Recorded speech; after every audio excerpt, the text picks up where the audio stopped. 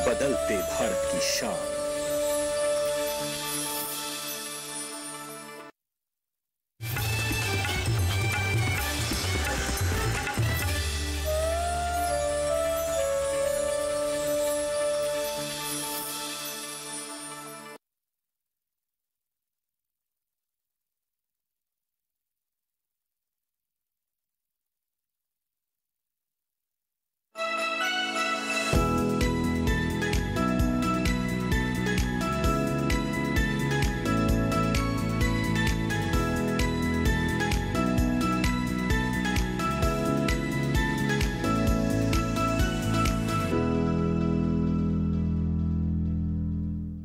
नमस्कार।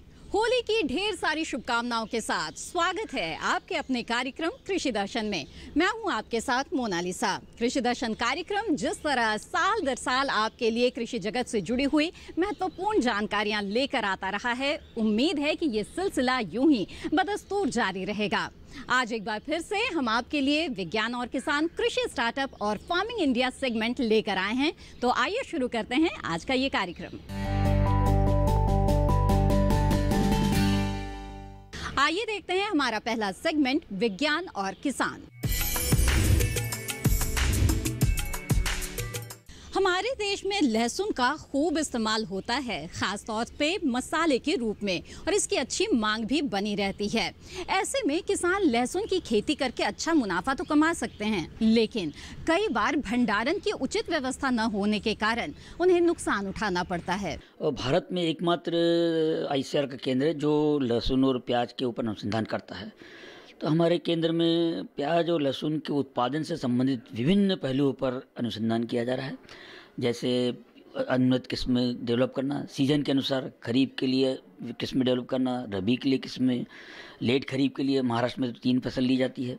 इसी प्रकार स्टोरेज के लिए किस्म डेवलप करना। इसी प्रकार रंग के हिसाब से अलग अलग जातियाँ होती हैं, पीले रंग की जाति, सफ़ेद रंग की जाति, गहरे लाल रंग की जाति, हल्के लाल रंग की जाति। तो अलग अलग एरिया के हिसाब से जो हमारे केंद्र में वैरायटी डेवलप की जाती है। और हमारे केंद्र में all India network research project भी कार्यान्वित है, जिसमें भारत के जितने भी प्याज और लहसुन से संबंधित संशोधन केंद्र कर रहे हैं, चाहे वो NHRDF हो, चाहे विश्वविद्यालय हो, तो इनकी भी जो वैरायटी है वो हमारे केंद्र के द्वारा 28 लोकेशन में देश के वो टेस्ट की जाती है। और 3 साल तक टेस्ट करने के पश्चात जो भी वर्तमान में वैरायटी रहती है उससे यदि 15 से 20% अधिक उत्पादन देती होगी तो उस जोन के लिए वो वैरायटी रिलीज़ की जाती है। तो इसीलिए हमारे केंद्र में रोग नियंत्रण पर समन्वित इंटीग्रेटेड पेस्ट और डिजीज मैनेजमेंट, इसके ऊपर भी कार्य आरंभ किया चालू है। इसी प्रकार प्रोडक्शन टेक्नोलॉजी कैसे बढ़ाई जाए, खाद व्यवस्थापन, इंटीग्रेटेड न्यूट्रिएंट मैनेजमेंट, इरिगेशन व्यवस्थापन, पानी कम से कम पानी में कैसे हम अधिक उत्पादन ले सके, स्टोरेज के ऊपर भी कार्य किया जा रहा है, क्योंकि स्टोरेज बहुत अधिक समस्या प्याज में है। और स्टोरेज यदि नहीं करेंगे तो प्याज का रेट भी अच्छा नहीं मिलता है, खासकर रबी प्याज को। तो साल भर उपलब्ध होने के लिए तीनों सीजन में अलग अलग किस्में का डेवलपमेंट किया जा रहा है। साथ में बायोटेक्नोलॉजिकल लेवल पर भी हमारे केंद्र में अनुसंधान कार्य आरंभ है। और दूसरी बात, प्याज की सीड प्रोडक्शन भी हमारे केंद्र द्वारा किया जाता है, जो जिससे कि उन्नत जाति का बीज हम किसानों तक पहुंचाए।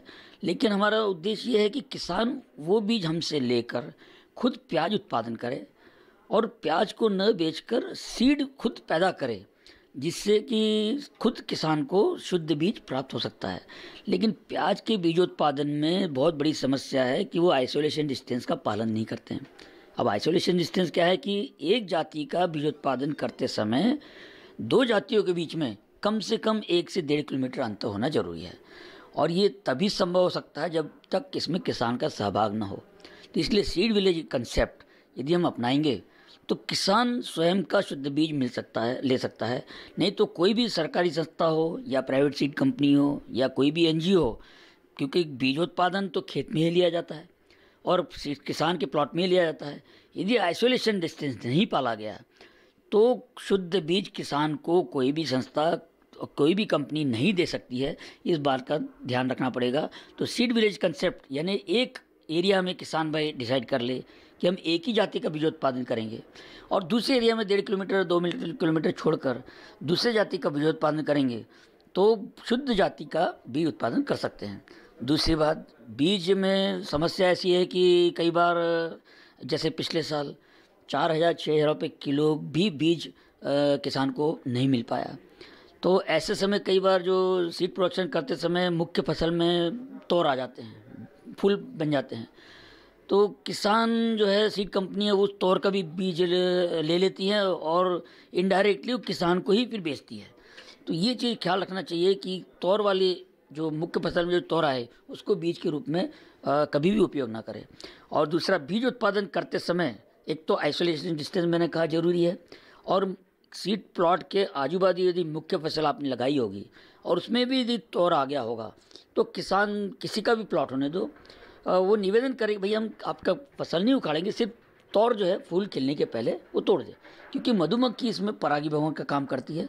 और यदि 2 जातियाँ आसपास लगी होगी तो मधुमक्खी इस अपने प्लॉट का परागण दूसरे प्लॉट में और दूसरे का परागण अपने प्लॉट में लाती है, और वो 15 साल जो 12 साल 15 साल एक जाति को डेवलप करने में लगता है वो 1 साल में जाति का सत्यानाश हो जाता है। तो इसलिए सीड प्रोडक्शन के ऊपर ध्यान देना जरूरी है और इसमें किसान भाइयों का सहयोग होगा तो ही अच्छी जाति का बीज और शुद्ध जाति का बीज और क्वालिटी बीज मिल पाएगा। कृषि दर्शन कार्यक्रम में आगे बढ़ते हैं और देखते हैं कृषि कैलेंडर। अगर आप गेंदे की खेती से जुड़े हुए हैं तो आइए देखते हैं कि इस मौसम में आपको कौन कौन से कृषि कार्य करने चाहिए। मौसम को ध्यान में रखते हुए किसान भाइयों को सलाह है कि ग्रीष्मकालीन गेंदे की तैयार पौध में रोपाई का कार्य कर लें। रोपाई करने से पहले खेत में उर्वरकों की संस्तुत मात्रा ही डालें। रोपाई का कार्य खेत में उपयुक्त नमी होने पर ही करें। ध्यान रखें कि खेत में खरपतवारों का जमाव ना होने दें। कृषि दर्शन कार्यक्रम में वक्त है एक छोटे से ब्रेक का। ब्रेक के बाद देखेंगे कृषि स्टार्टअप। आप बने रहें दूरदर्शन किसान पर।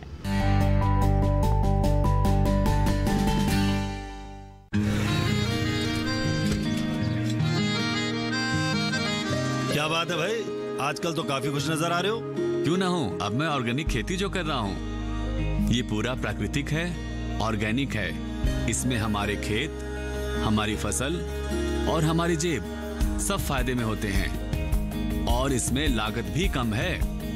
जी हाँ, आप भी ऑर्गेनिक खाद का प्रयोग करें, अपनी फसल और मिट्टी को तंदुरुस्त बनाएं और आपकी आमदनी में इजाफा करें। अधिक जानकारी के लिए किसान call centre toll free number 1800-180-1551 पर कॉल करें और लॉग ऑन करें kisan.gov.in और farmer.gov.in। कृषि और किसान कल्याण मंत्रालय द्वारा किसान हित में जारी।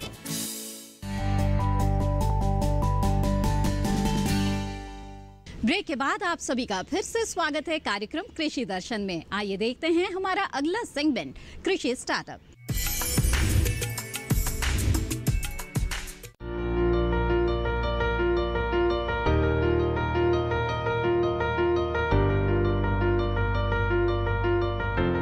भारत के वन्य जीव समुदाय में एलिफेंट डॉक्टर के नाम से मशहूर 59 साल के डॉक्टर कुशल कुंवर शर्मा ने अपनी जिंदगी के 35 साल हाथियों की देखभाल और इलाज करने में गुजारे हैं।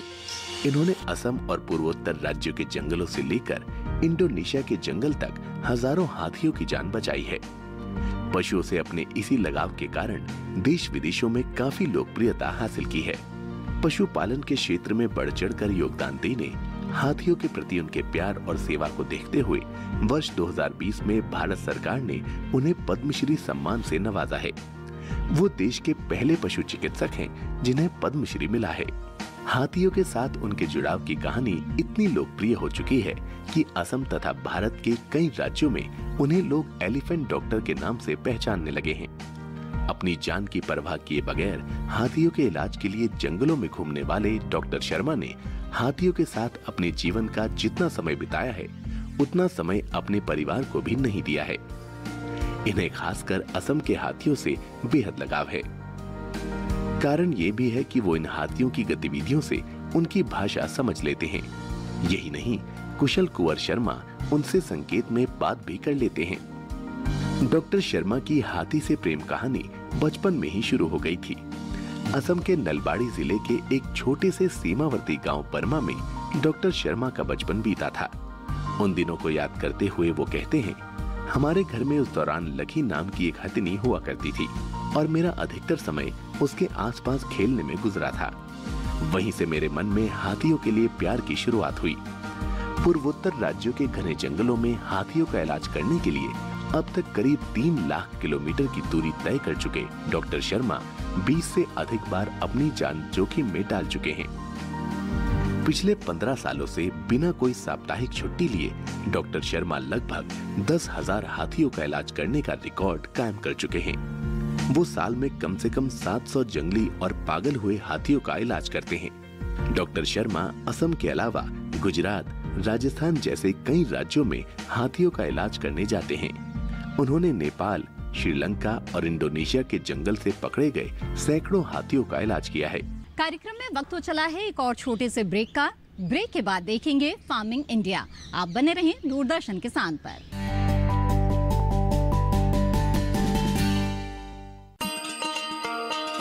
किसान भाइयों गांठ बांध लो, गांठ बांध लो, बात बहुत है काम की, समृद्धि के पैगाम की। मिट्टी के मिजाज को समझो, मिट्टी के हर राज को समझो, मिट्टी की तुम जांच कराओ, मुफ्त सॉइल हेल्थ कार्ड ले जाओ। कभी मुनासिब बीज लगाओ, सही किस्म की खाद ले आओ, जितनी जरूरी उतनी डालो, सही मात्रा खुद पहचानो, इसको अपना मंत्र बना लो, मिट्टी की सेहत को जानो। बात बहुत है काम की, कम लागत अधिक वरदान की। किसान भाइयों गांठ बांध लो, आज ही मिट्टी की जांच कराएं। राज्य सरकार के कृषि अधिकारी से संपर्क करें और मुफ्त में सॉइल हेल्थ कार्ड पाएं। कृषि और किसान कल्याण मंत्रालय द्वारा किसान हित में जारी।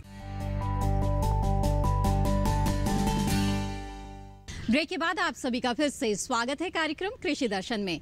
आइए देखते हैं हमारा अगला सेगमेंट फार्मिंग इंडिया। भारतीय कृषि अनुसंधान परिषद के शाकीय विज्ञान संभाग के अध्यक्ष डॉक्टर BS तोमर ने हमें जानकारी दी कि पौष्टिक सब्जियों जैसे कि गाजर, खीरा, पालक, प्याज आदि की उन्नत किस्मों की बुआई कर किसान किस तरह से अच्छी पैदावार हासिल कर सकते हैं और अच्छा लाभ भी कमा सकते हैं।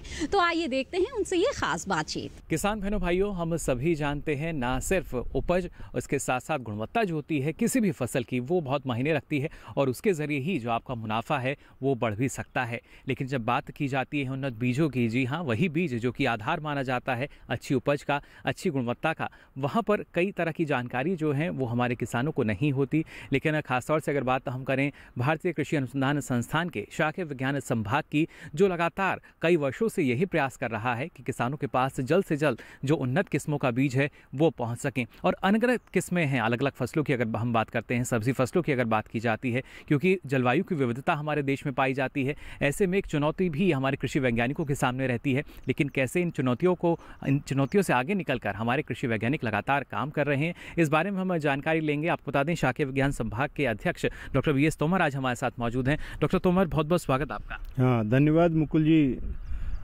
आपने जो ये बात कही कि हमारे जो किसान हैं उनकी उत्पादन और उपभोक्ता के लिए अच्छी गुणवत्ता, अगर हम इन दोनों बातों को ध्यान में रखते हुए कार्य करें तो निश्चित रूप से हमारा उपभोक्ता भी लाभान्वित होगा, किसान भी लाभान्वित होगा।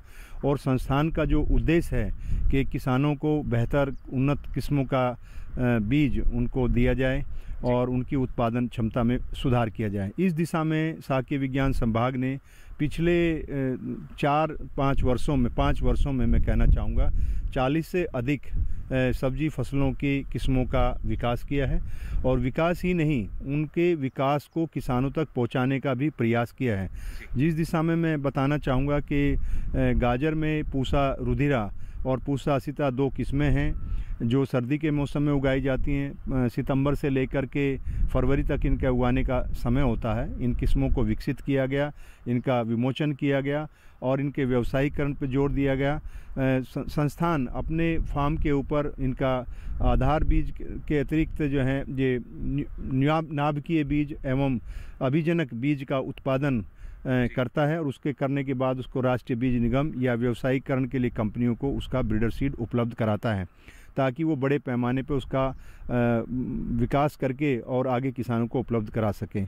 इसमें हम बताना चाहेंगे कि किसान भाइयों का बड़ा योगदान है बीज उत्पादन में। जो भाई बीज उत्पादन से जुड़े हुए हैं और उन्होंने अपने खेत में अगर गाजर बीज उत्पादन के लिए पूसा, रुधिरा, असिता या अन्य कोई किस्म लगाई है मैदानी क्षेत्रों में, तो उसके लिए अभी आवश्यक है कि एक तो पुष्पन की अवस्था है, इसमें अपने छिड़काव को आपको नियंत्रित करना है। छिड़काव के ऊपर इसलिए मैं बात कहना चाहता हूँ कि ये परपरागित फसल है, इसमें परागण जो है कीड़ों के द्वारा होता है। विभिन्न प्रकार के कीड़े इसमें परागण के कार्य में सम्मिलित होते हैं, उनको किसी प्रकार का नुकसान ना हो, इसलिए छिड़काव, जो कीटनाशक का छिड़काव हमारे किसान भाई करते हैं, कई बार सुंडी का आक्रमण हो जाता है या उसमें पाउडरी मिल्ड्यू एक बीमारी आती है, चूर्णी लास्ता जिसको कहते हैं, उसके प्रकोप से होने वाले नुकसान को कम करने के लिए किसान भाई इनका इस्तेमाल करते हैं। लेकिन विशेष करके जो कीटनाशक हैं उनके छिड़काव में हमें सावधानी रखनी है कि जिस समय पे हमारे परागण वाहक, चाहे वो गाजर की बात करें या हम फूल गोभी की बात करें या प्याज की बात करें, इन सब में परागण वाहकों का महत्वपूर्ण योगदान है और इनका संरक्षण करना बहुत आवश्यक है। और हमें फसल के विकास के लिए, अधिक उत्पादन के लिए, अच्छी गुणवत्ता के लिए आवश्यक होता है कि हम उसमें कीड़ों का, बीमारियों का नियंत्रण करें। तो छिड़काव के समय में परिवर्तन लाना है, यानी कि जिस समय पे हमारे परागण वाहक सक्रिय होते हैं उस समय हम छिड़काव ना करें। छिड़काव या तो शाम के समय करें या सुबह के समय करें, तो वो दोनों ही लोगों के लिए, किसान के लिए भी और परागण वाहकों के लिए अच्छा रहता है। तो इसमें दूसरी बात ध्यान रखने की है कि पानी देने की समय क्या होना चाहिए। हम किसान भाइयों से कहते हैं कि भाई आप दिन के समय जब तेज़ धूप हो उस समय गाजर के अंदर पानी ना लगाएं, और आप पानी शाम के समय या सुबह के टाइम लगाएं। उस अवस्था में भी ना लगाएं जब हवा की गति तेज़ होती है। तेज़ हवा की गति में पौधों के गिरने की संभावना बढ़ जाती है और अधिक नमी बनाए रखने से पाउडरी मिल्ड्यू आने की संभावना भी बढ़ जाती है। तो ये रही सिंचाई की बात। फिर अगली बात आती है कि जब ये तैयार हो जाएंगी तो इसमें किसान भाइयों हम आपको बताना चाहेंगे कि किंग अम्बल होते हैं जो पहले बनता है, दूसरे ऑर्डर के अम्बल जिनको सेकेंडरी अम्बल बोलते हैं, और टर्सरी अम्बल होते हैं। अगर आप अच्छी गुणवत्ता का बीज लेना चाहते हैं तो आप प्राइमरी जो अम्बल है उसको और सेकेंडरी अम्बल दोनों से को काट लें और उनसे बीज लेने का प्रयत्न करें। टर्सरी अम्बल से बीज उसी अवस्था में लेना चाहिए अगर वातावरणीय परिस्थितियां अनुकूल हैं और उसको परागण के लिए पर्याप्त समय मिला है पकने के लिए, तो आपकी गुणवत्ता अच्छी हो सकती है। तो गाजर के बीज उत्पादन में इन 3 बातों का अगर हमारे किसान भाई ध्यान रख रहे हैं तो वो अच्छी गुणवत्ता का बीज उत्पादन कर सकते हैं और अपने खेत में और अपने गांव में आसपास के लोगों को अच्छी गुणवत्ता का बीज उपलब्ध करा करके सब्जी फसलों के विकास में अपना योगदान दे सकते हैं। दुनिया भर में मशहूर जम्मू कश्मीर का ट्यूलिप गार्डन खुल चुका है। न सिर्फ पर्यटन की दृष्टि से बल्कि कृषि क्षेत्र में भी ट्यूलिप गार्डन की अहम भूमिका है और इसके बारे में प्रधानमंत्री नरेंद्र मोदी ने भी ट्वीट किया है और लोगों से यहां आने की अपील की है। आइए देखते हैं एक रिपोर्ट।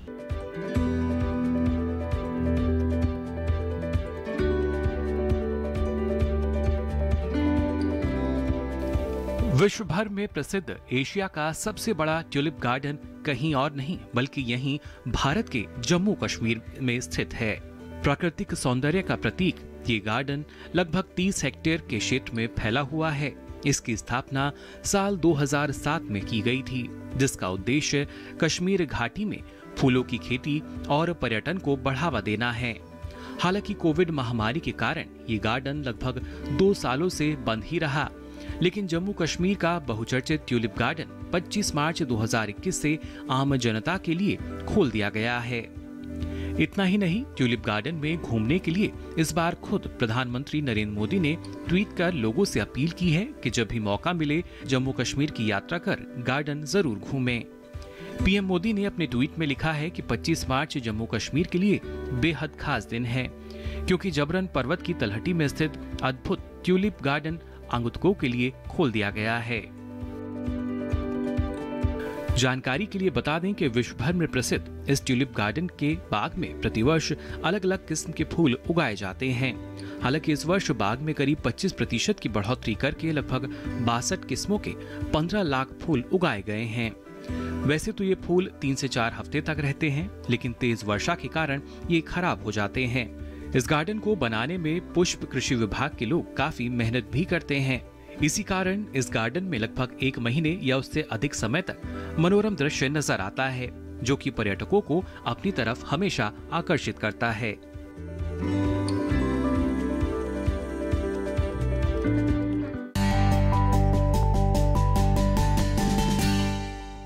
आइए आगे बढ़ते हैं और अब बारी है किसानों के समस्याओं के समाधान की, जिसमें मदद करेंगे भारतीय कृषि अनुसंधान संस्थान के कृषि विशेषज्ञ। तो आइए देखते हैं किसानों के सवाल और उनके जवाब कृषि विशेषज्ञ के जरिए। विष्णु नारायण द्विवेदी हमारे दर्शक हैं, जिन्होंने सवाल भेजा है उत्तर प्रदेश से। बांदा से इन्होंने ये प्रश्न किया है। इनका कहना है कि नींबू में कीड़ा लग रहा है जो कि चिकना है और पत्ती को खा जाता है, क्या करना चाहिए?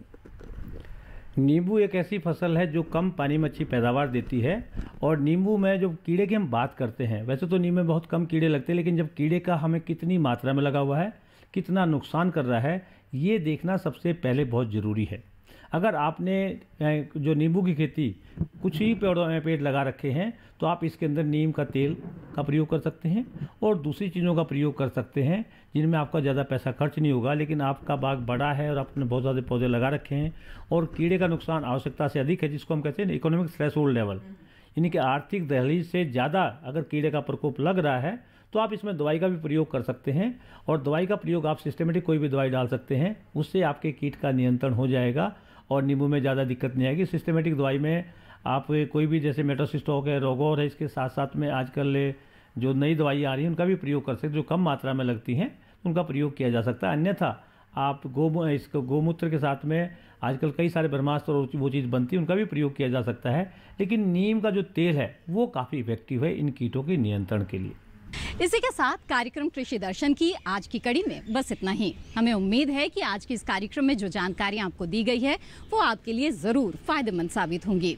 एक बार फिर से आप सभी को होली की ढेर सारी शुभकामनाएं। मुझे दीजिए इजाजत, आप बने रहें दूरदर्शन किसान पर। नमस्कार।